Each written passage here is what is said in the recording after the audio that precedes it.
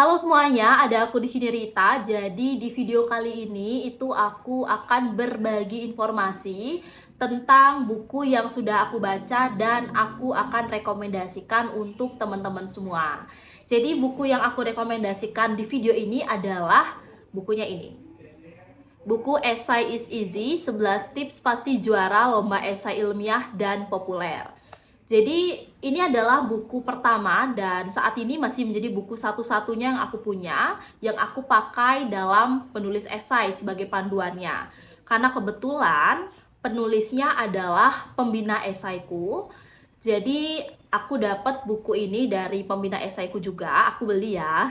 Sama buku ini emang bagus banget sih, lengkap banget dan harganya juga murah. Waktu itu aku belinya harganya 95.000 versi cetaknya, tapi sekarang itu aku baru cek ternyata harganya udah turun jadi 75.000 aja untuk versi cetaknya. Terus ada juga versi digital itu harganya cuma 20.000 aja. Murah banget sih. Untuk buku kayak gini yang super lengkap banget itu murah banget menurut aku.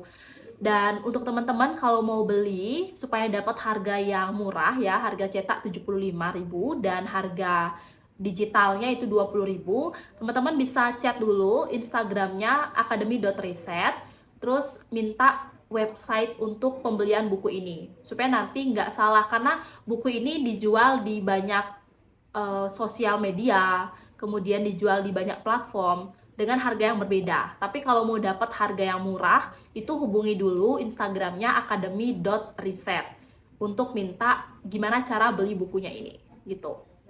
Oke, sekarang aku mau lanjut untuk ngebahas bukunya ini. Tapi yang pertama, kita kenalan dulu sama penulisnya ya. Jadi siapa sih yang nulis buku Essay is Easy, 11 tips pasti juara lomba esai ilmiah dan populer?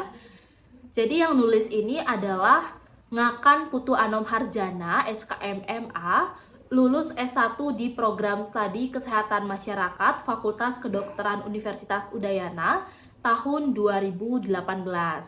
Jadi beliau juga melanjutkan S2-nya ya di Mahidol University Thailand tahun 2021 dan sudah lulus.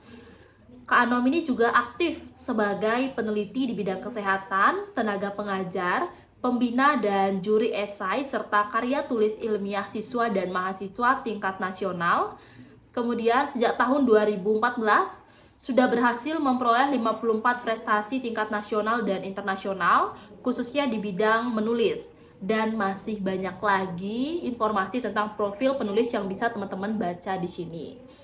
Oke, kita masuk ke dalam bukunya. Di sini aku akan menjelaskan apa aja yang akan kita dapat dari buku ini.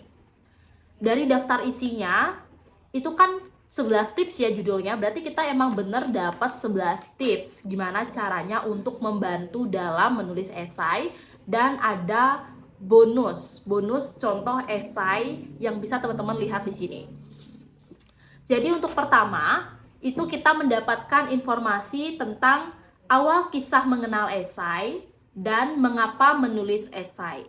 Jadi menurut aku ini bagus banget karena sebelum kita mau belajar, kita perlu nih motivasi. Kenapa kita itu menulis esai? Terus penulis ini juga kenapa sih menulis esai? Kapan mulai menulis esai? Apa yang didapat? Jujur aku tuh orangnya suka banget untuk nulis esai, tapi ada beberapa temen yang nanya kenapa sih nulis esai itu jugaan cuma untuk lomba. Padahal sebenarnya ya kalau kita tuh punya kemampuan dalam menulis, salah satunya menulis esai itu sangat membantu banget. Kita bisa mengembangkan skill menulis esai ini di banyak hal ya. Dan kita bisa dapat uang gitu loh dari sana. Kita bisa, ternyata itu menjadi peluang yang cukup besar gitu dengan skill menulis yang kita miliki. Jadi nggak hanya sebatas, oke, dengan skill esai, aku cuma bisa lomba. Nggak hanya sebatas itu. Jadi dari buku ini bener-bener teman-teman akan dikasih informasi gimana kisahnya dan kenapa menulis esai. Kemudian masuk ke tipsnya. Tips 1 yang akan dikasih adalah pahami apa itu esai. Jadi teman-teman akan dijelaskan tentang ciri khas tulisan esai itu bagaimana, terus jenis esai itu apa, struktur esai itu apa aja, dan apa itu esai itu kalian akan diberikan informasinya di tips 1. Terus tips 2, bagaimana menemukan ide. Ini penting banget karena ide adalah hal yang penting dalam menulis esai, misalnya esai lomba nih, karena dari ide juga memiliki poin yang besar dalam penilaian. Nah, melalui buku ini, di tips kedua, teman-teman akan dikasih informasi bagaimana caranya mengenal dan memahami tema lomba, terus ayo berpikir terbuka, jenis masalah yang cocok dijadikan esai itu bagaimana, itu akan dijelaskan secara jelas. Kemudian konsep berpikir kritis dan sistematis, itu kita diajarkan juga. Kita diberikan informasi juga nih tentang metode brainstorming, 19 teknik jitu untuk menemukan ide. Kemudian klasifikasi ide yang sering dilombakan itu ide apa aja.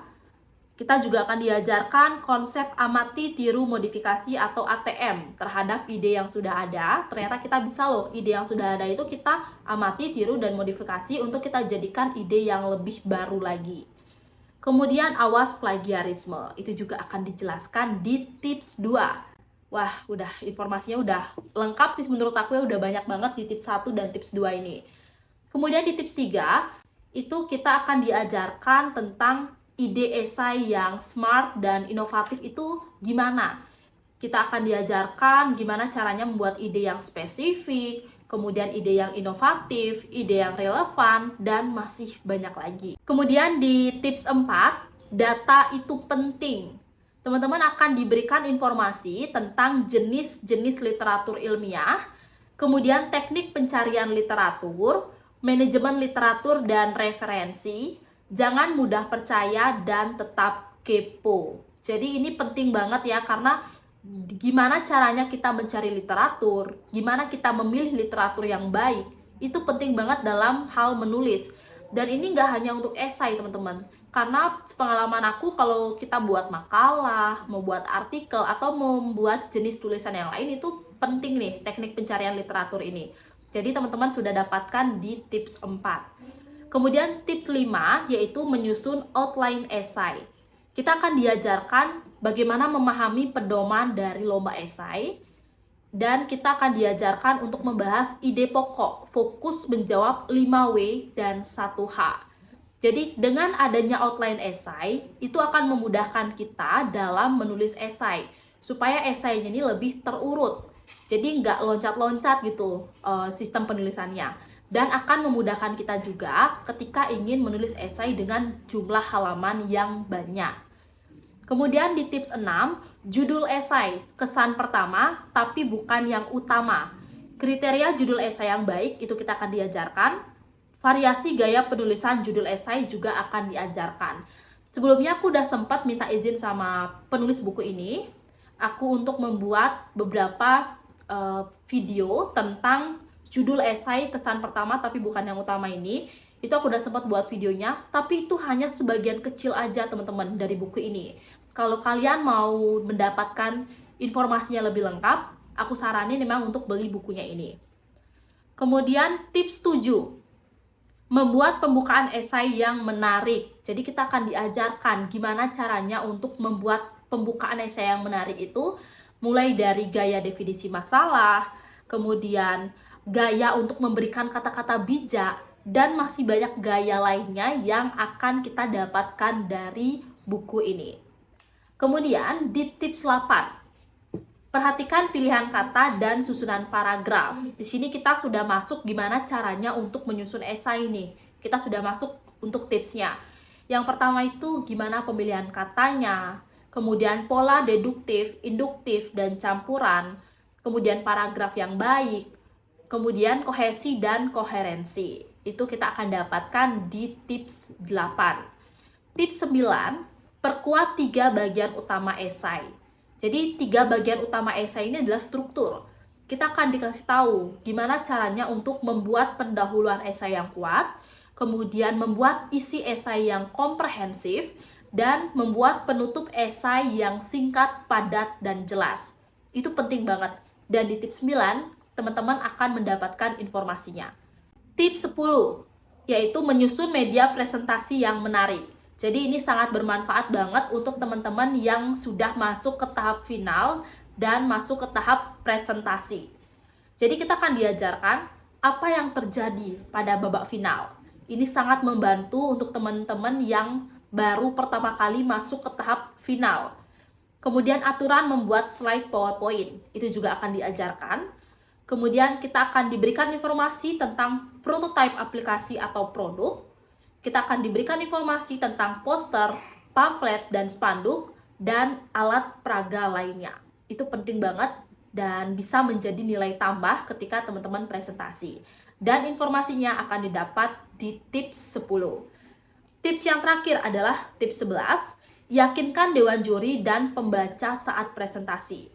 Nah, ketika teman-teman ingin presentasi, di sini akan diajarkan gimana caranya untuk meyakinkan juri dan pembaca saat presentasi melalui variasi pembukaan saat presentasi. Itu akan diajarkan. Kemudian gimana caranya kita mengenal bidang keahlian dewan juri. Ternyata dengan kita mengenal, itu akan memudahkan kita untuk mencari peluang, apa yang akan ditanya, apa kemungkinan yang terjadi ketika presentasi. Kemudian identifikasi harapan dewan juri, itu juga akan diajarkan. Kemudian bedakan antara saran dan pertanyaan.